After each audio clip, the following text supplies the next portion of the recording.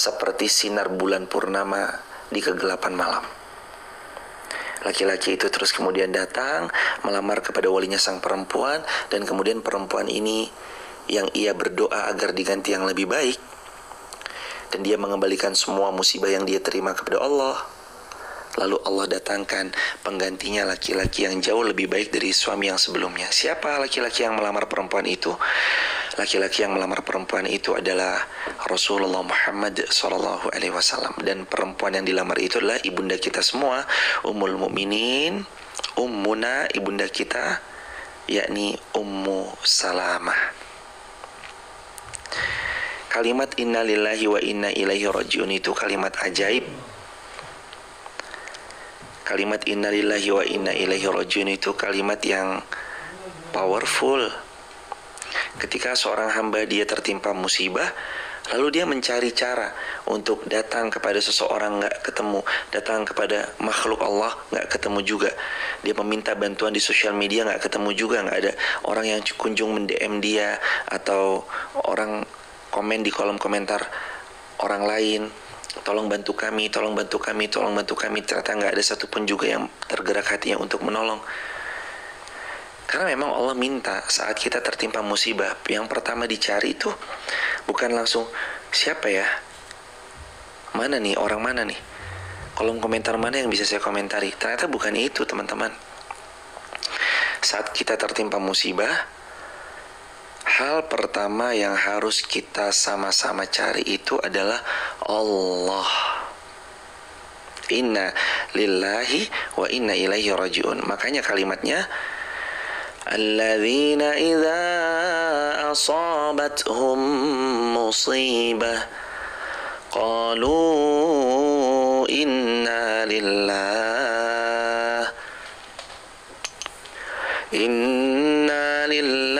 wa inna ilaihi raji'un.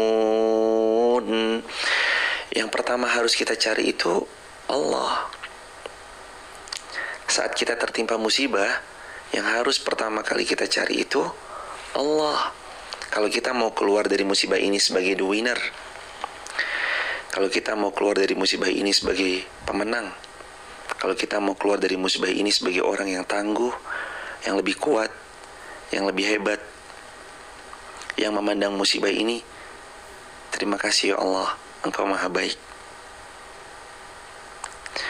Jadi syarat pertama, cara kita keluar dari musibah, qalu, ucapkan dengan lantang, inna lillahi wa inna ilaihi raji'un. Yang pertama dicari, pengembalian atas semuanya itu milik Allah. Maka kalau kita sadar, orang tua kita yang dipanggil pulang, kita tahu bahwa beliau memang milik Allah dan Allah sudah memanggil beliau pulang. Anak kita yang wafat padahal sedang lucu-lucunya dan kita sadar bahwa semua milik Allah, tapi sakit, iya. Tapi kita tahu anak kita pun titipan Allah. Saat Allah memanggilnya, maka kita ikhlas. 1400 tahun lalu pada zaman Nabi Muhammad SAW,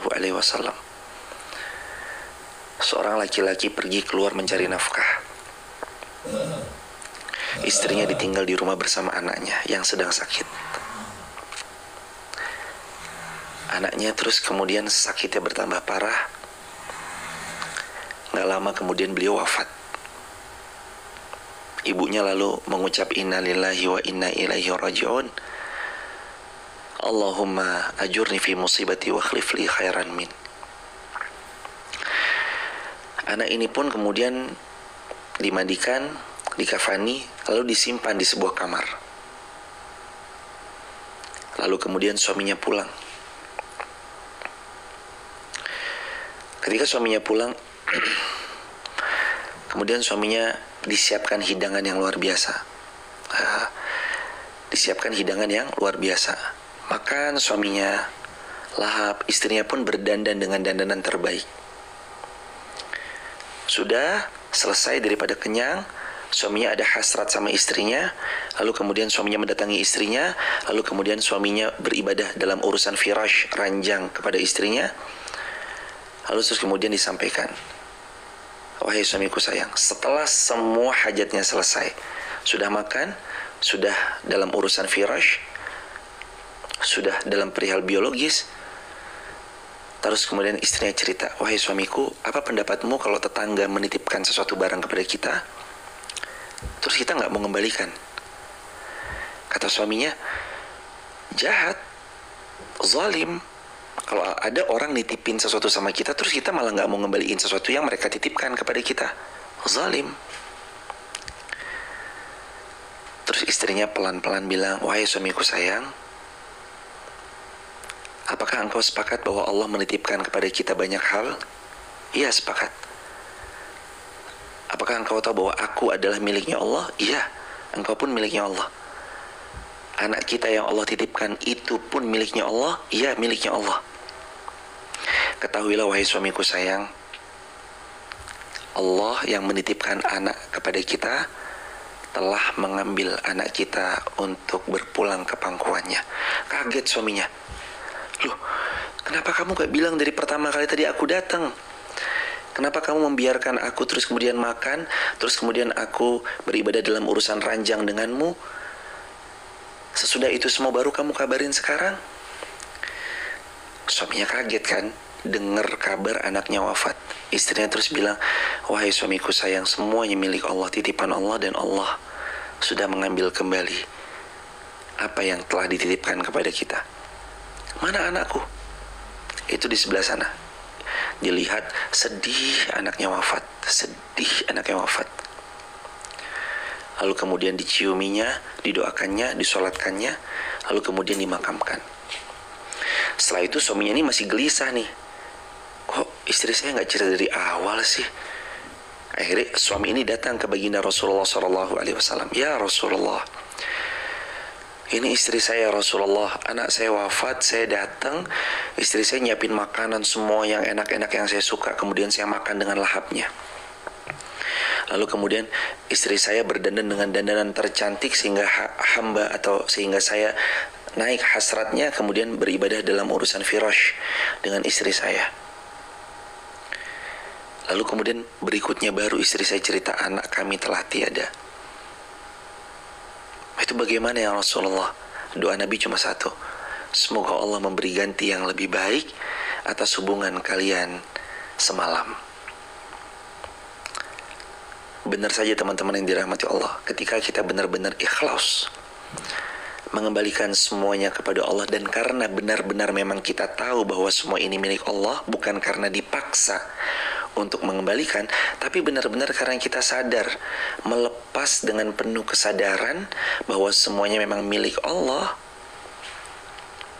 Benar doa Nabi SAW.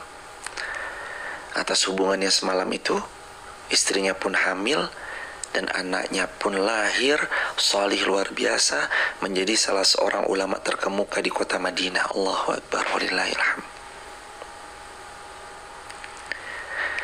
Teman-teman dirahmati Allah, cara kita keluar dari musibah harus sadar mengembalikan semua kepada Allah.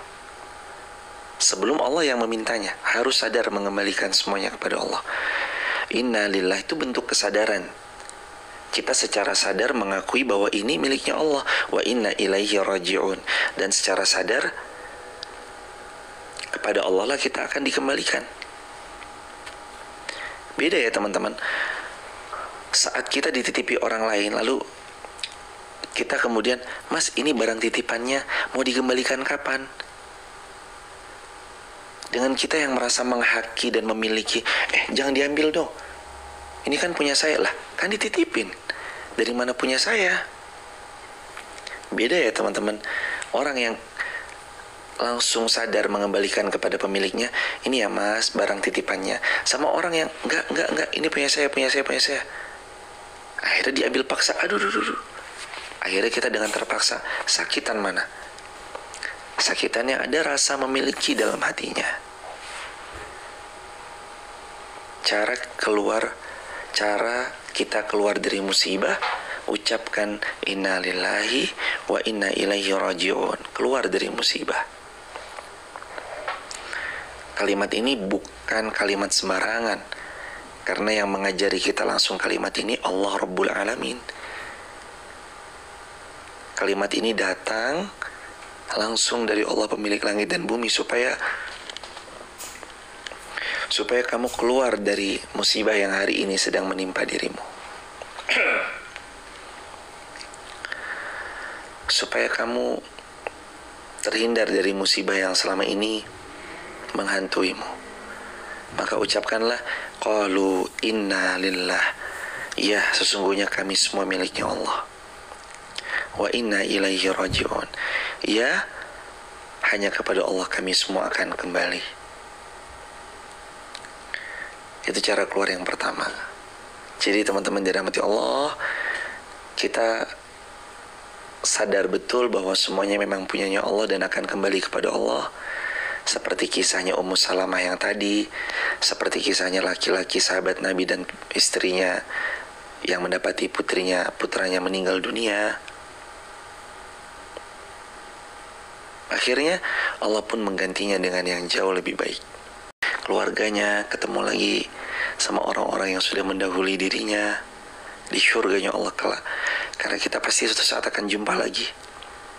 Perpisahan dunia itu perpisahan yang sementara. Perpisahan di dunia itu perpisahan yang sebentar. Siapa sangka kemarin kita makan soto bareng-bareng, lalu sorenya wafat? Gak ada yang pernah nyangka.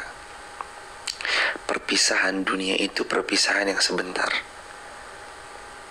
Tapi perpisahan, kalau yang satu masuk syurga, yang satu masuk sebelahnya atau lawannya syurga, itulah perpisahan yang paling menyedihkan. Waliyadzubillahi min dzalik, waliyadzubillahi min dzalik. Teman-teman yang dirahmati Allah Subhanahu wa taala, jadi cara kita keluar dari musibah, caranya innalillahi wa inna ilaihi raji'un. Saat orang tua kita wafat, innalillahi wa inna ilaihi raji'un. Saat istri kita wafat, suami kita wafat, innalillahi wa inna ilaihi raji'un. Saat anak-anak kita wafat, mendahului kita sebagai orang tua, aduh nak, kasihan banget kamu nak, usiamu masih belia nak, karirmu masih panjang nak, kenapa nak, kamu pulang duluan. Innalillahi wa inna ilaihi raji'un. Setiap kali ngelihat anaknya tetangga yang seumuran sama anak kita yang sudah wafat, kalau anak saya masih hidup, pasti anak saya udah seusia dia. Jangan buka pintu-pintu jikalau. Yaqulu Nabi SAW, jangan pernah buka pintu lau, seandainya. Itu kata yang paling menyedihkan tuh. Jangan pernah buka pintu seandainya. Tapi ucapkan kata Nabi, qadarullah wa masya'a fa'ala. Ucapkanlah qadarullah wa masya'a fa'ala. Maka gimana kita keluar sebagai pemenang ketika tertimpa musibah? Cara yang nomor 2, ucapkan qadarullah wa masya'a fa'ala. Nomor 2, cara kita keluar dari musibah, ucapkan qadarullah wa masya'a fa'ala. Semua miliknya Allah dan semua akan kembali kepada Allah Subhanahu wa taala. Semua miliknya Allah. Mohon maaf, qadarullah wa masya'a fa'al. Semua sudah Allah takdirkan dan Allah pasti akan berbuat sesuai apa yang Allah kehendaki. Qadarullah, semua sudah Allah takdirkan. Jadi nomor 2, semua sudah Allah takdirkan. Wama, dan apa-apa sya'a yang Allah kehendaki, fa'al, pasti Allah lakukan tanpa ada intervensi dari siapapun. Qadarullah. Allah mentakdirkan sesuatu, ya udah, takdirnya Allah itu yang sudah terjadi. Gimana cara kita keluar dari musibah? Yang pertama, innalillahi wa inna ilaihi raji'un. Yang kedua, qadarullah wa ma syaa fa'al. Ucapkan qadarullah.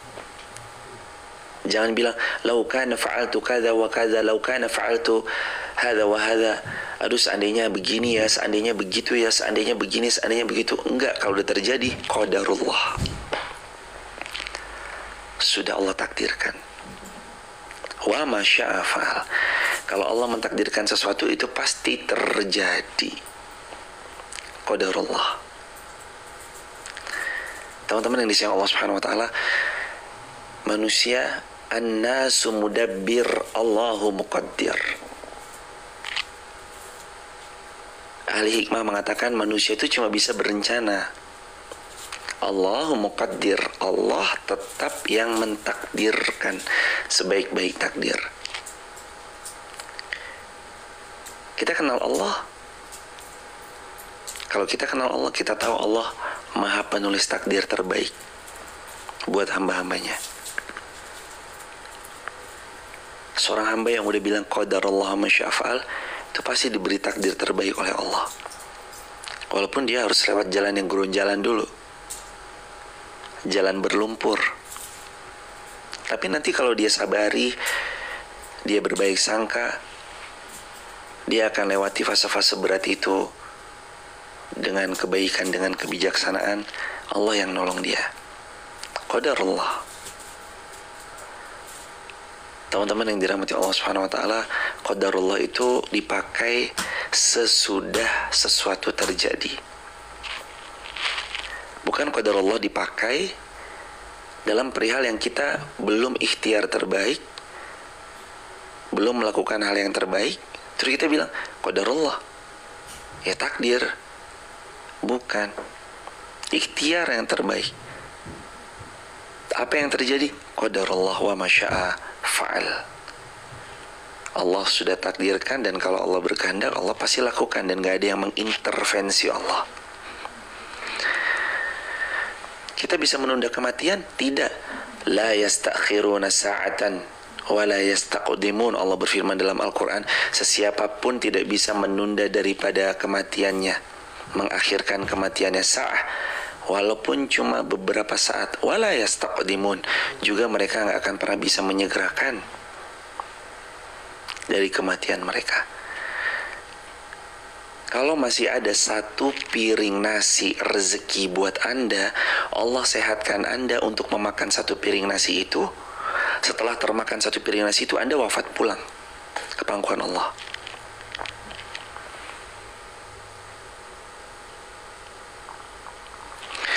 Kalau masih ada jatah segelas air minum untuk Anda meminumnya, bentuk rezeki yang Allah telah tetapkan, takdirkan untuk Anda, mau separah apapun sakitnya, kalau masih ada satu gelas rezeki untuk Anda minum, Allah buat Anda sehat, Anda minum segelas, lalu Anda baru wafat. Ikhtiar terbaik harus dong. Ada ikhtiar terbaik harus. Kita semuanya ikhtiarkan yang terbaik yang kita bisa, semampu kita. Ikhtiar kita terbaik dalam kesehatan, jaga kesehatan, olahraga, pola makan. Kalaupun nanti qadarullah, Allah takdirkan untuk wafat, ya memang kita semua pasti sudah divonis mati. Vonis kita kan udah vonis mati semua ya teman-teman. Makanya hidup itu ya harus bergembira, harus senang. Karena ahli syurga itu, masuk syurga itu kan syaratnya harus mati dulu ya. Dan penghuni syurga itu kan penuh sukacita, wajahnya gembira. Maka di dunia itu juga harus senang hidupnya, ya gembira, ya sukacita. Orang sukacita karena apa? Fa innal khaira tuma'nina, kata Nabi, kebaikan yang kamu lakukan itu loh membuatmu sukacita. Tuma'nina, senang terus, nyaman terus, gembira terus. Ahli syurga wajahnya gembira, ahli syurga wajahnya penuh sukacita, ahli syurga wajahnya cerah, sumringah. Maka kita hidup di dunia lah kok wajahnya cemberut aja. Ayo dong sumringah, gembira, hidup tuh semangat. Semangat untuk mati. Semangat, kalimat yang tepat tuh, hidup itu semangat untuk kehidupan yang lebih abadi. Kalau untuk mati kok kayaknya langsung banget ya. Hidup itu semangat untuk kehidupan yang lebih abadi. Kehidupan yang lebih abadi itu gerbangnya kullu nafsin dha'iqatul maut. Setiap kita divonis wafat. Ayo, hidup kita untuk kehidupan yang lebih abadi. Dunia tempat meninggal bukan tempat kita untuk tinggal. Dunia tempat kita mencari bekal, dan sebaik-baik bekal itu watazawwadu fa inna khairaz zadi taqwa. Sebaik-baik bekal itu adalah takwanya Allah Subhanahu wa taala. Teman-teman yang disayang Allah Subhanahu wa taala, lalu terus cara yang ketiga, coba direview lagi. Yang pertama, gimana cara kita keluar dari musibah? Cara yang pertama, caranya adalah siapapun yang mau keluar dari musibah, ucapkan inna lillahi wa inna ilaihi rajiun. Bukan pas kematian doang, ketika kita jatuh, ketika kita dikhianati, ketika kita diciderai, ketika kita digibahi, ketika kita dilesatkan fitnah-fitnah yang keji. Inna lillahi wa inna ilaihi rajiun. Terus yang kedua, cara kita keluar dari musibah itu ucapkan qadarullah wa ma syaa fa'al. Allah sudah takdirkan sesuatu, dan apa yang Allah takdirkan itu pasti yang terbaik. Dan gak ada yang bisa memaksakan kehendak Allah Subhanahu wa taala jika Allah sudah memberikan satu takdir tertentu untuk hambanya. Teman-teman yang disayang Allah Subhanahu wa taala, termasuk juga nih yang ketiga, ini termasuk bagian dari yang seringnya membuat orang putus asa. Tapi kalau kita punya bekal yang ketiga ini, kita keluar dari musibah sebagai pemenang. Kita keluar dari persoalan ini sebagai pemenangnya. Apa poin yang ketiga? Husnuzan billah. Poin yang ketiga, tulis di kolom komentar, husnuzan billah. Berbaik sangka kepada Allah. Waktu itu ada seseorang datang kepada Rasulullah SAW dan dengan baik sangkanya kepada Allah. Ya Rasulullah, Madinah nih kering kerontang ya Rasulullah. Kapan hujan ya Rasulullah? Bolehkah engkau berdoa mendoakan untuk kami dan semua warga Madinah, terutama kami nih yang sedang bercocok tanam, agar Allah karuniai hujan untuk kota Madinah. Sudah lama Madinah gak hujan. Dia baik sangka sama Allah, penuh keyakinannya bahwa Allah pasti akan menurunkan hujan untuk Madinah. Nabi pun terus kemudian mengiyakan. Nabi angkat tangan beliau, ya Allah. Nabi berdoa agar Allah turunkan hujan. Sebelum tangan Nabi turun, hujan sudah turun duluan. Bahkan sebelum tangannya Rasulullah SAW turun, Nabi masih begini posisi tangannya, Madinah sudah turun hujan. Allahu Akbar walillahil hamd. The power of baik sangka sama Allah, bahwa musibah ini menguatkan. Ditipunya kita itu sakit memang, tapi kalau sekarang dibongkarnya itu lebih baik daripada besok 2 tahun lagi ketika sudah besar.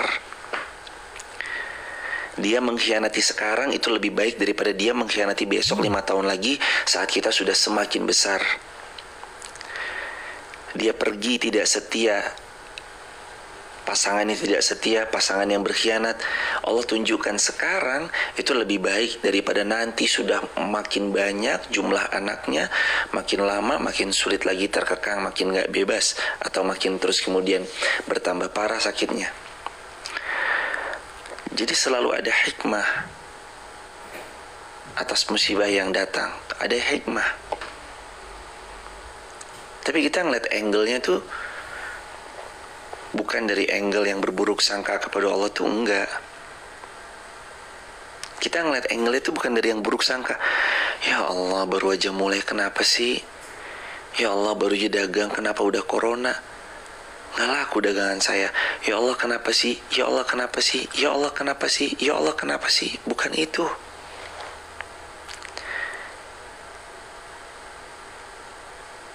Seseorang yang ngelihat dari yang buruk-buruknya aja, dia akan selalu mendapati hatinya sempit, ruang geraknya terbatas. Tapi kalau dia melihat dari sudut yang lain, sudutnya sudut husnuzan billah, baik sangka sama Allah, dia akan lapang dadanya dan dia akan melihat segala kemungkinan terbuka di hadapannya. Segala kemungkinan. Kan orang itu terbagi dua ya, ada optimis, ada pesimis. Optimis itu bisa melihat peluang meskipun sebenarnya nggak ada peluang. Optimis tuh. Yang kedua, pesimis. Pesimis itu orang yang tidak bisa melihat peluang walaupun padahal sebenarnya ada peluang. Teman-teman mau yang mana? Tulis di kolom komentar. Mau yang pesimis atau optimis? Optimis itu bisa melihat peluang walaupun sebenarnya nggak ada peluang, tapi tetap bisa ngelihat ada peluang kok. Itu optimis. Atau pesimis. Pesimis itu selalu ada alasan nggak bisa ngelihat peluang walaupun sebenarnya ada peluang. Dan kita tahu Islam nggak pernah ngajarin pesimis. Kita nggak pernah diajarin untuk pesimis, teman-teman. Kita diajarin untuk optimis. Itu yang Islam ajarkan. Not optimis. Optimis itu pondasi paling utama, pondasi yang paling dasarnya supaya optimisnya itu terarah. Husnuzan billah. Optimis. Optimis itu bangunan pondasinya harus kuat. Yang jadikan pondasi kita kuat, husnuzan billah. Jadi optimis itu bukan omong kosong. Optimis itu bukan karena rasio-rasio hitungan kalkulator manusia. Optimisnya karena Allah bersama kita. La tahzan, innallaha ma'ana. Kamu hambaku jangan sedih. La tahzan, innallaha ma'ana. Wa la tahinu wa la tahzanu. Wa antumul a'launa in kuntum mu'minin. Hambaku, kamu kan beriman, maka kamu jangan sedih. Hambaku, kamu jangan galau. Hambaku, kamu jangan risau. Hambaku, kamu jangan putus asa. Hambaku, kamu jangan pernah berburuk sangka. Ada aku kok. Aku akan tetap membersamaimu. Aku akan memberi yang terbaik untukmu. Aku siapkan jalan yang lebih baik dari jalan sebelumnya yang kamu pernah lewati di sana. Aku yang siap akan terus menemanimu sampai akhir waktu engkau berpulang ke pangkuanku. Kurang romantis apa Allah coba? La tahzan, innallaha ma'ana. Kamu jangan sedih ya, ada aku. Kamu jangan galau ya, ada aku. Kamu jangan risau ya, ada aku. Kamu jangan putus asa ya, semangat, ada aku. Teman-teman, Masya Allah. Ingat gak waktu kita lomba dulu, waktu kita kecil, lomba, lalu ada orang tua kita yang dari kejauhan bilang, ayo nak. Kayak apa rasanya seneng kita. Lalu kita beranjak dewasa, mulai itu kita, ada si dia tuh. Ya bukan siapa-siapa juga, tapi mungkin namanya juga virus merah jambu waktu masih masa-masa remaja itu. Waktu lomba, wah ada dia, mainnya semangat. Begitu udah nikah, alhamdulillah. Kemudian datang pasangannya, nonton perlombaan pasangannya, tambah semangat lagi. Disemangatin, orang yang kita cintain rasanya disemangati atau disemangatin oleh orang yang kita cintai itu rasanya bunga dada ini. Kita tuh sebenarnya disemangatin sama Allah tiap hari. Allah tuh nyemangatin kita tiap waktu, tiap hari. Allah nyemangatin kita tiap hari, teman-teman. Hambaku, la tahzan. Kamu jangan sedih, jangan galau, jangan bingung, jangan putus asa, jangan risau. Innallaha ma'ana. Ada aku. Aku akan membersamai perjalananmu. Waduh, kurang kuat apa motivasinya coba? Kurang hebat gimana coba? Kalau Allah yang udah jadi backup-annya, Allah yang jadi kekuatannya, Allah yang jadi sumber dahsyatnya hamba itu bergerak. Allah membuat kakinya melangkah, Allah membuat fikirnya terus optimis, Allah membuat jari jemarinya itu mengetik, mengupload yang baik-baik, Allah membuat kita untuk bergerak membersamai dalam tiap episode kebaikan. Allah yang membuat itu terus ada. Makanya cara keluar dari musibah, cara kita untuk keluar dari musibah, baik sangka sama Allah, husnuzan billah. Allah gak kurang sayangnya. Tenang aja, hidup tuh ya relax aja teman-teman, santai. Hidup tuh ya relax, santai, nikmati, syukuri, jalani. Jangan dibuat sepaneng. Sholat, Mumet dikit, curhat sama Allah, gelar sejadah, ya Allah lagi mumet ya Allah. Kalau bawa mumetnya ke Allah mah aman, nggak ada yang bocor. Kalau bawa mumetnya kepada manusia, mumet nih, bocor, pasti udah bocor. Bawa mumetnya, gelisahmu, innama ashku bathi wa huzni ilallah.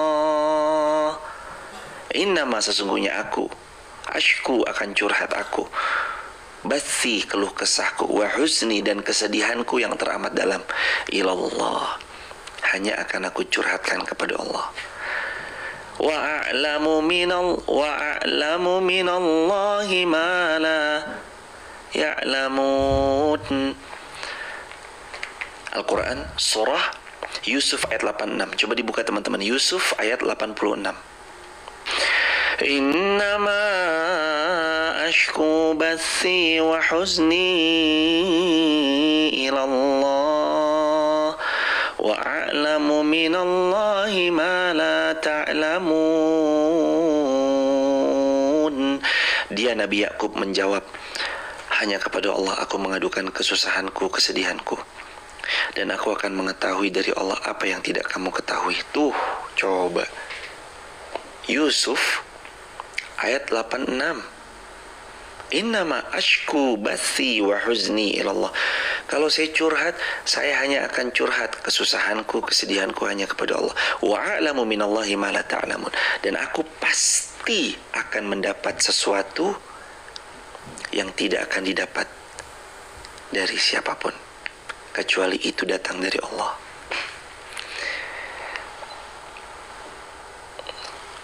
Tidak ada hidup yang akan hancur porak-poranda kalau seorang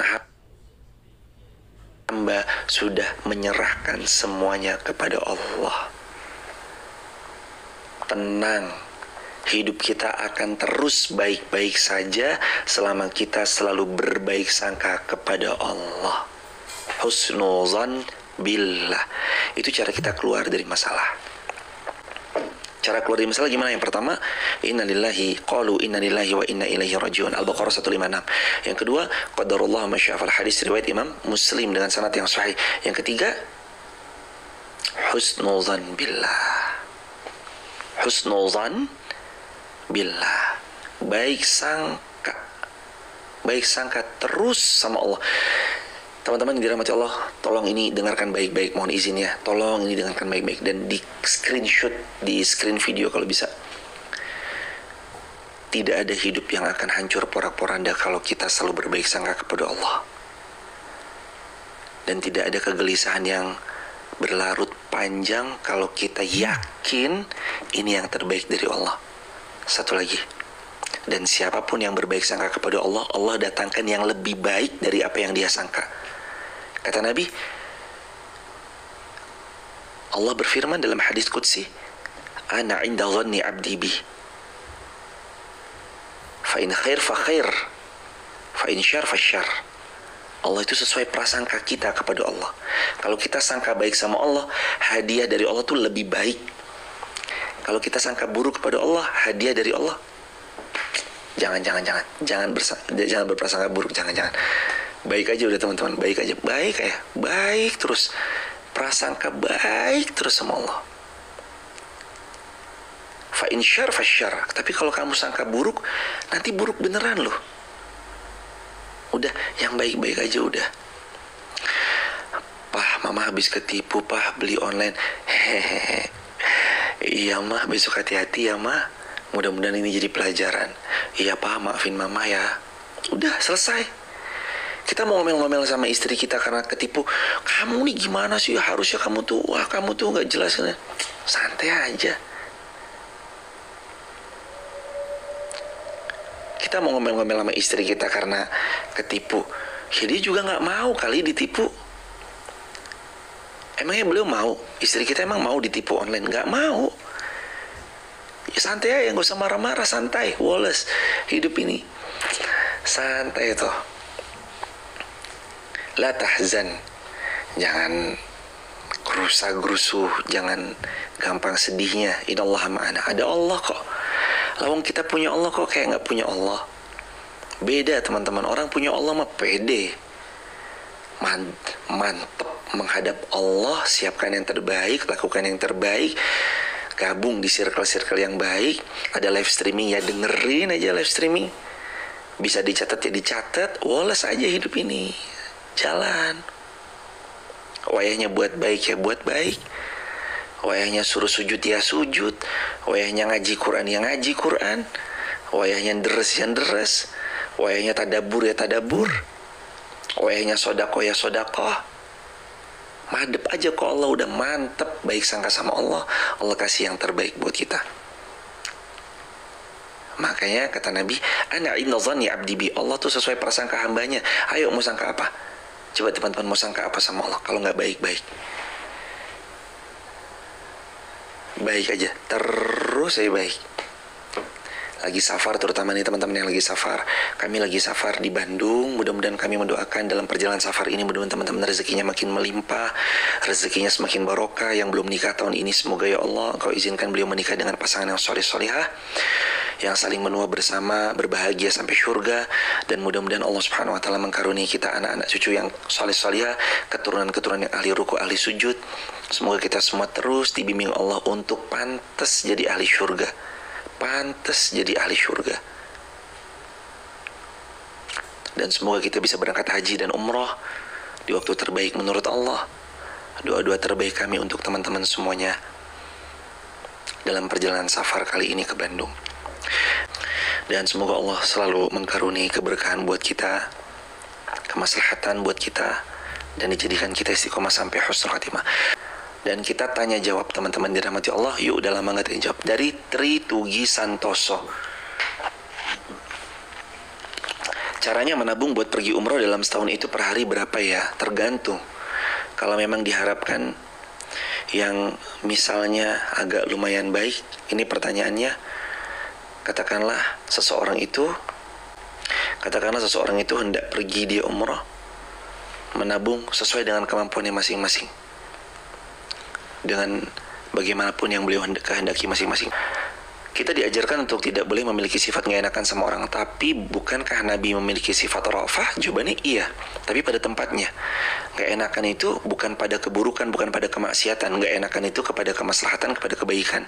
Tapi kalau kepada keburukan nggak boleh nggak enakan, harus tegas. Mohon maaf ya nggak bisa begitu. Barakallahu fikum. Kewajiban daftar haji seorang istri apakah menjadi kewajiban suaminya? Jawabannya kedua-duanya. Likulli imri'in minhum yawma idzin sya'nu yughni. Setiap kita bertanggung jawab masing-masing. Jadi kalau memang kita mampu haji, silakan segera daftar haji. Barakallahu fikum. Karena memang suami mencari nafkah, maka suami juga sebisa mungkin itu dia kalau memang bisa menyisihkan, silakan sisihkan, niatkan untuk pergi haji. Cara sholat ketika berpergian, sholatnya kalau dalam kendaraan ya sholat menghadap di mana kendaraan itu menghadap. Barakallahu fikum. Gimana cara nenangin hati? Ajeng Yulia, sudah diantaranya 3 tadi. Yang pertama ucapkan innalillahi wa inna ilaihi rajiun. Yang kedua caranya adalah dengan qadarullah masya fa'al. Yang ketiga berbaik sangka pada Allah. Terus cara lebih tenangnya lagi, ala bidzikrillahi tatma'innul qulub. Quran surah 13 Ar-Ra'd ayat ke-28. Banyak-banyak berzikir kepada Allah, hati kita pasti tenang, pasti tentram. Barakallahu fikum. Dari Indah Khairun Nisa, ketika kita ada masalah tidak boleh dendam. Bagaimana cara kita dendam? Bagaimana cara kita tidak dendam yang sudah hancurkan hidup kita? Mungkin begitu pertanyaannya.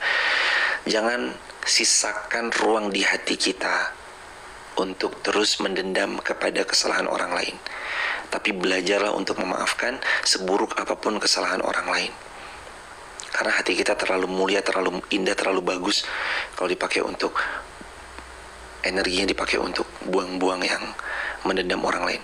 Gimana cara, dari Dwi Rahma, gimana cara mengendalikan emosi supaya selalu adem ketika buat kesal sama orang lain? Banyak-banyak istighfar. Kalau nggak bisa, wudhu. Kalau sudah istighfar masih marah, wudhu. Kalau berdiri duduk, kalau duduk berbaring.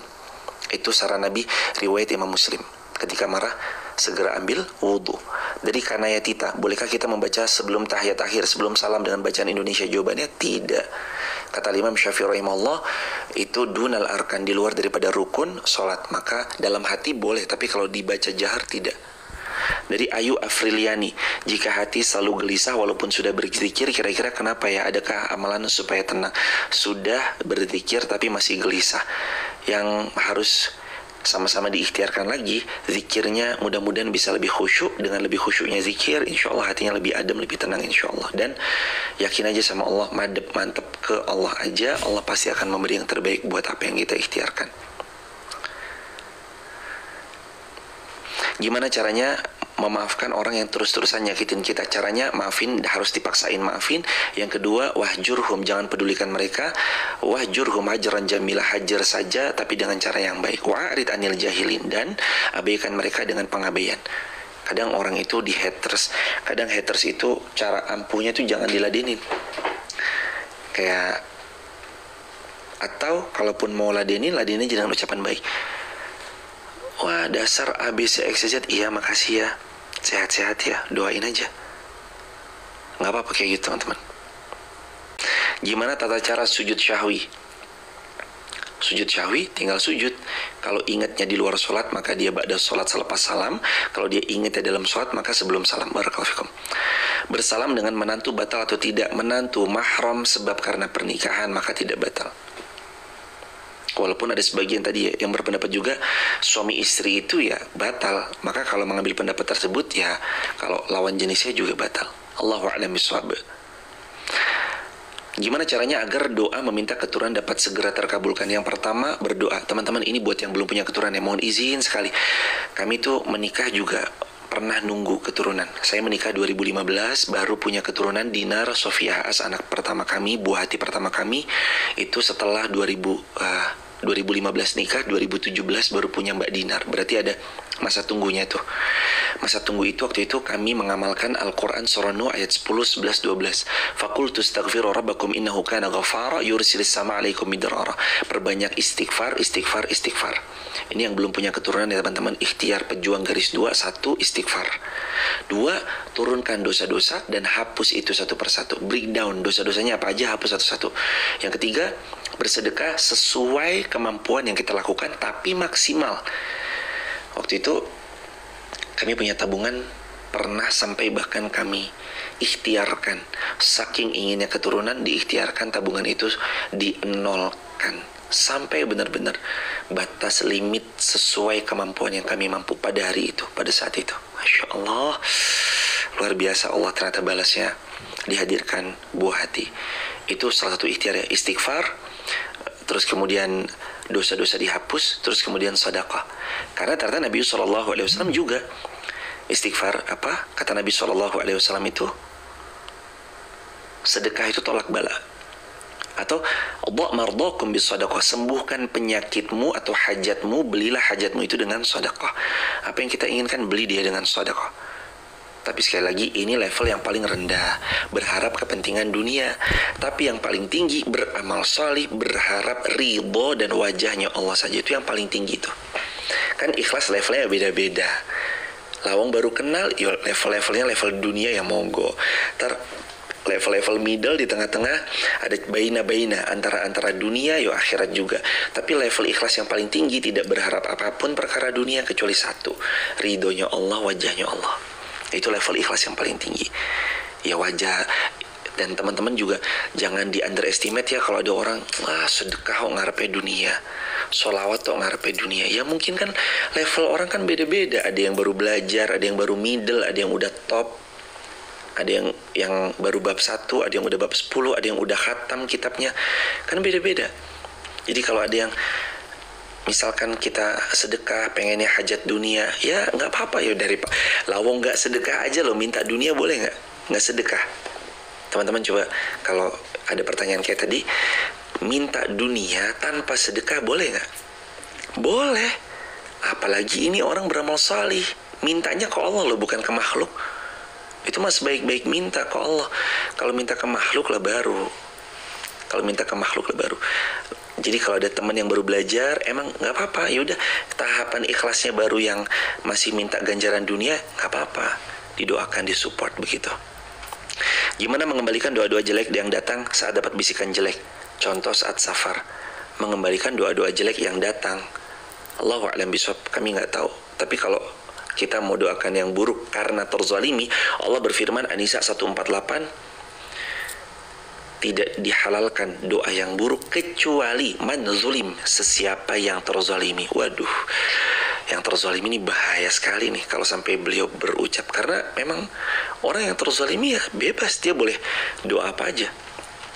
Dita Ajeng, cara terbaik perempuan mengikhtiarkan jodohnya. Yang pertama doa Rabbi habli min ladunka zaujatan thayyibah, atau Rabbi habli min ladunka zaujatan thayyibah. Doa itu. Yang kedua, ikhtiar gabung ke circle yang baik. Ketiga, kirim CV. Kirim CV ke lembaga ta'aruf mungkin, atau bagaimana, kirim CV. Semoga Allah memuliakan. Terus gimana cara terbaik perempuan mengikhtiarkan jodohnya? Sudah tadi ya.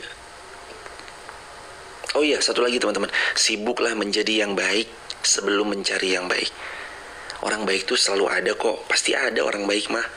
Cuman kalau kitanya belum baik kan itu PR juga. Jadi sibuklah menjadi wanita yang baik sebelum mencari laki-laki yang baik. Teman-teman gak usah takut kehilangan stok laki-laki baik atau perempuan baik. Kalau kitanya baik, nanti ketemunya orang baik, insya Allah.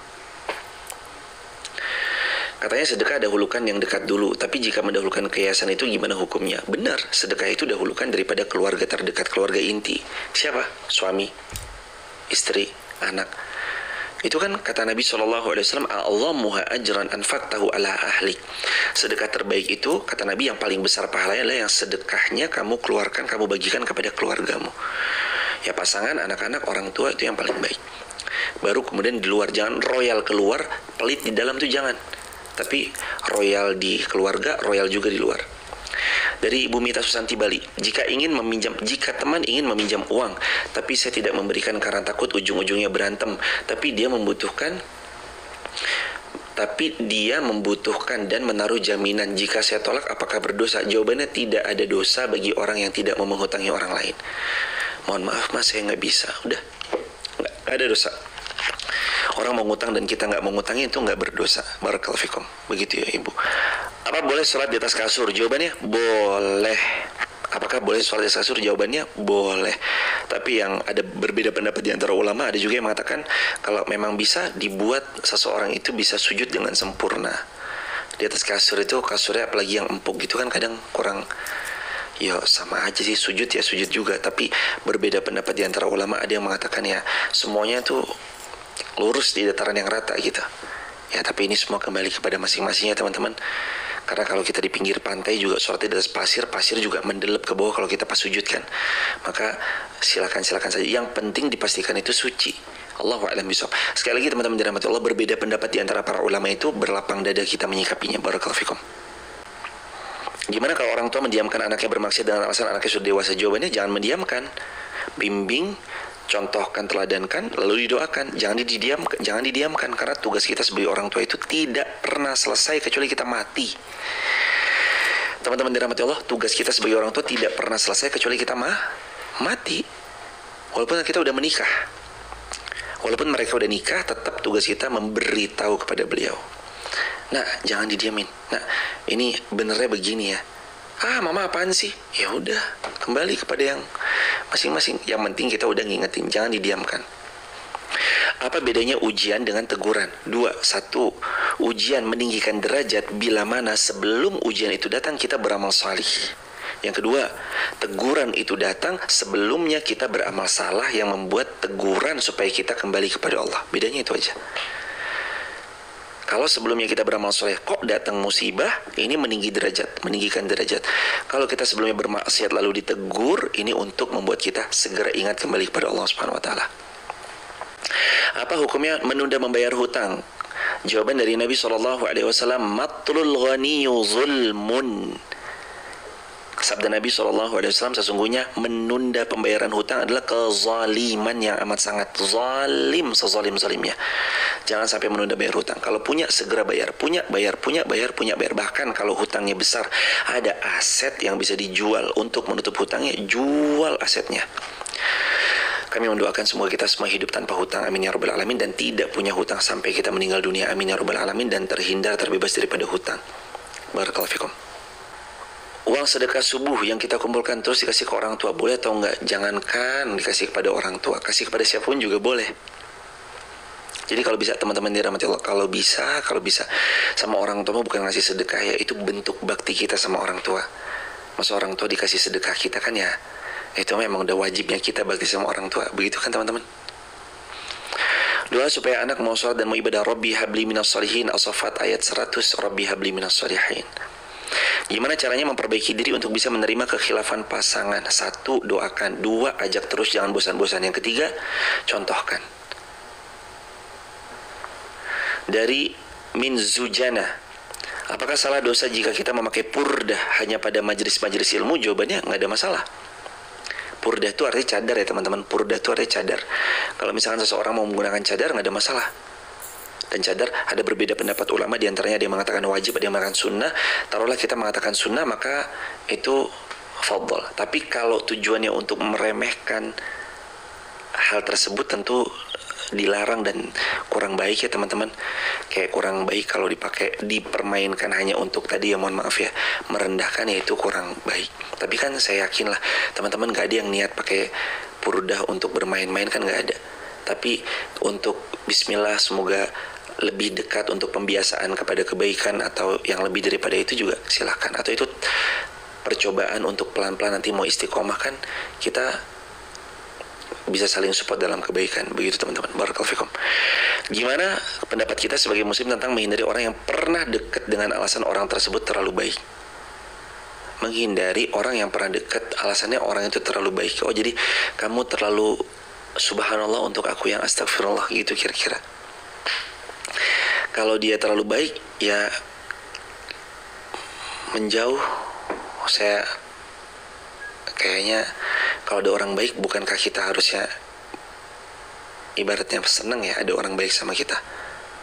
Tapi kalau dia terlalu baik, kalau takutnya kita berhutang budi ya nggak ada masalah. Barakallahu fikum. Doa supaya nggak malas. Teman-teman, mohon izin sebentar teman-teman. Ini ada apa ya, doa supaya nggak malas. Sebenarnya bukan doa supaya nggak malas sih. Ada gimana caranya supaya nggak malas. 3. 1. Temui alasan. Kenapa saya harus lakukan itu? Itu supaya kita nggak malas. Yang kedua, paksain supaya nggak malas. Terus yang ketiga, terima aja bahwa kita pasti ada kurangnya.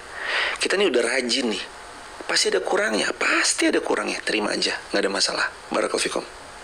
Dosakah kalau terus meminta dilunasi hutangnya? Jawabannya nggak dosa, dan itu kewajiban kita. Quran surah 2 Al-Baqarah 282 suruh ditagih, suruh dicatat, suruh dikembalikan lagi insyaallah. Begitu. Barakallahu fikum. Betra Ayu, bagaimana menyikapi orang tua yang belum menerima anak yang mu'alaf? Bismillah, doakan, baik sangka dan tunjukkan akhlak kita lebih baik setelah kita menjadi muslim. Barakallahu fikum. Selalu teman-teman, subhanakallahumma bihamdika asyhadu an la ilaha illa anta astaghfiruka wa atubu ilaik. Semoga yang belum haji belum umrah segera berhaji berumrah, yang sudah haji sudah umrah Allah mudahkan segala urusan, dan semoga kita semua istiqomah sampai husnul khatimah. Begitu teman-teman, subhanakallahumma bihamdika asyhadu an la ilaha illa anta astaghfiruka wa atubu ilaik. Assalamualaikum warahmatullahi wabarakatuh.